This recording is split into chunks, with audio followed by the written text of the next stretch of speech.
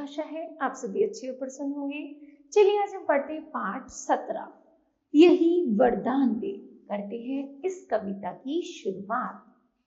प्रभु विपत्तियों से रक्षा करो, यह प्रार्थना लेकर मैं तेरे द्वार नहीं आया। कवि कह रहा है बच्चों, भगवान मेरी जो भी समस्याएं हैं उनका समाधान करो। मैं तेरे हाथ जोड़कर प्रार्थना करता हूँ। मैं तेरे द्वार पर सारी विपत्तियों को लेकर नहीं आया हूँ, लेकिन फिर भी तुम मेरी समस्याओं का निपटारा कर दो।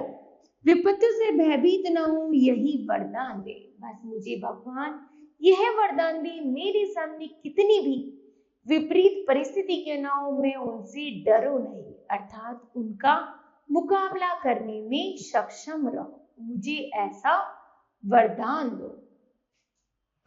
आगे है, अपने दुख से व्यथित चित्त को सांत्वना देने की भिक्षा नहीं मांगता, दुखों पर विजय पाऊं यही आशीर्वाद दे। अर्थात कवि भगवान से कह रहा है कि भगवान मैं दुखों से परेशान हूं, मेरा चित्त परेशान है। ऐसी प्रार्थना नहीं करता कि मेरे दुखों का नाश कर दो, बल्कि मैं आपसे ऐसी प्रार्थना करता हूं कि उन दुखों को झेलने के लिए मेरे में इतनी शक्ति आ जाए कि मैं उन दुखों को आसानी से झेल सकूं। मुझे ऐसा वरदान दो। यही प्रार्थना है। तेरी सहायता मुझे ना मिल सके तो भी यह वर दे कि मैं दीनता स्वीकार करके अवश्य न बनूं, अर्थात मुझे भगवान ऐसा बना दो कि चाहे मुझ पे कितनी ही परेशान, कितना ही मैं दीन क्यों ना हो जाऊं, फिर भी मैं किसी के वश में ना रहूं। अर्थात जो मेरा मन चाहे, अर्थात मैं स्वतंत्र रहूं और अर्थात मैं किसी का गुलाम, अर्थात मैं किसी के आगे भीख ना मांगू, बल्कि मैं स्वयं ऐसा कोई कार्य कर पाऊं जिसमें मैं अवश ना होकर अपना कार्य स्वयं कर सकूं। अर्थात तो मुझे भगवान ऐसा वरदान दो कि मैं अपना कार्य स्वयं कर सकूं, चाहे कितनी परिस्थिति विपरीत क्यों ना हो, मैं उनको झेलने की हिम्मत रख सकूं, है ना। आगे है,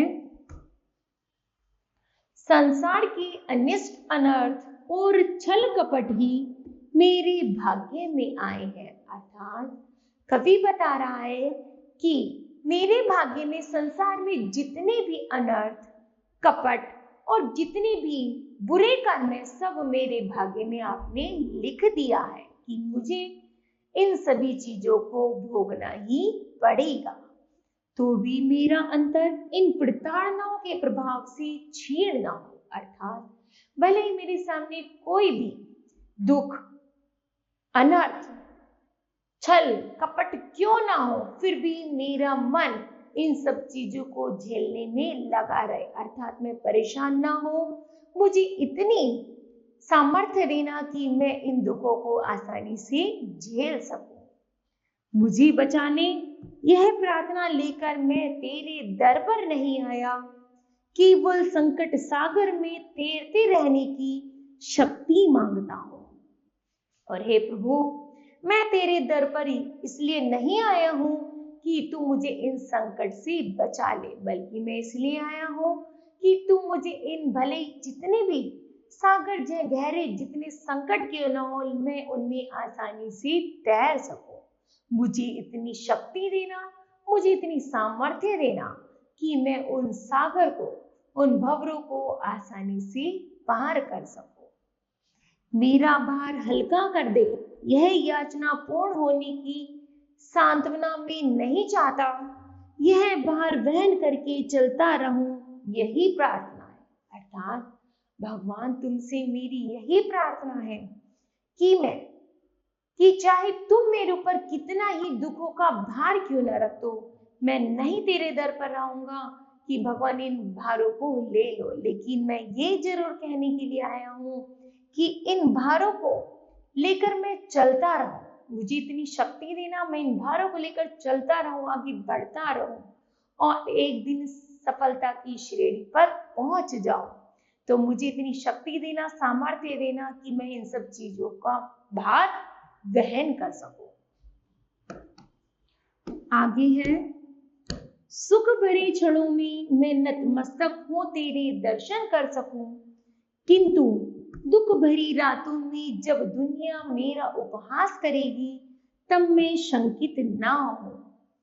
यहाँ पर कवि बता रहा है, जब मैं सुख के क्षण में था, अर्थात जब मैं सुखों के में रह रहा था तो मैं तेरे दर्शन कर पाऊं, किंतु जब मैं दुख में हूं तो आज मुझे ऐसा लग रहा है कि इस रात्रि में कि मुझ पर दुनिया हंस रही है और उस उपहास को मैं सह सकूं और मुझे इतनी शक्ति देना कि मैं आगे जीवन में कुछ कर पाऊं।